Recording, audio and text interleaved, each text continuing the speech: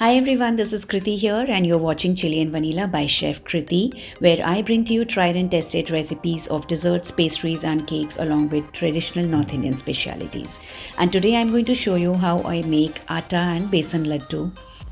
These are really healthy, delicious and a complete mid-meal on their own. And even if there is a day when you do not have time for making or preparing a breakfast, just have a glass of milk with one of these. So we start on by taking ghee in a pan. Once the ghee is heated, it should not be boiling hot, it should be warm enough. We add edible gum or gond into the ghee and fry it. So as it heats up, it will puff up and become crispier and crispier. Now I missed the part where I added the flour into it. So what I did was I added atta along with some quantity of besan and few chopped fox nuts, that is makhana. The description box contains all the ingredients and the quantities that are required for this.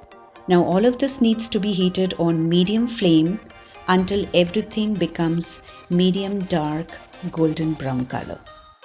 So as you cook this mixture, it starts to become loose because when you added the atta in the first step, it would have absorbed all the ghee, and as it gets heated up nicely and as it gets cooked, it starts to release the ghee. Now I've prepared some mixed cut dry fruits that includes chironji, and I'll show you each one of them. So this is how chironji looks like. It's also called as charoli if I'm not mistaken. Some chopped cashews, some chopped almonds and also some melon seeds. You can add any dry fruits of your choice really. There's nothing hard and fast that you need to add only these. You could add whatever you like. Now once the atta besan mixture has heated up nicely and taken a nice medium dark golden brown color, you add all the dry fruits into this mix and switch off the flame. Because with the heat of the flour mix, the dry fruits are going to take on the heat and they get roasted well. At the same time, for the next 5 minutes, we need to keep on stirring the mix because the flour mix is going to take on more color.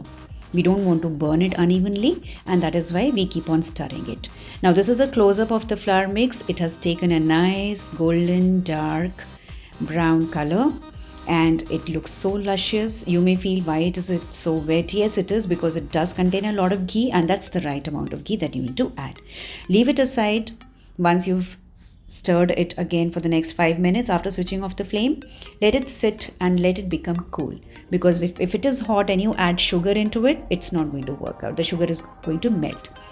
Now we add Boora into it. Make sure you do not add any powdered sugar, because powdered sugar is not going to give that texture. You're going to feel that thing into your mouth when you eat it.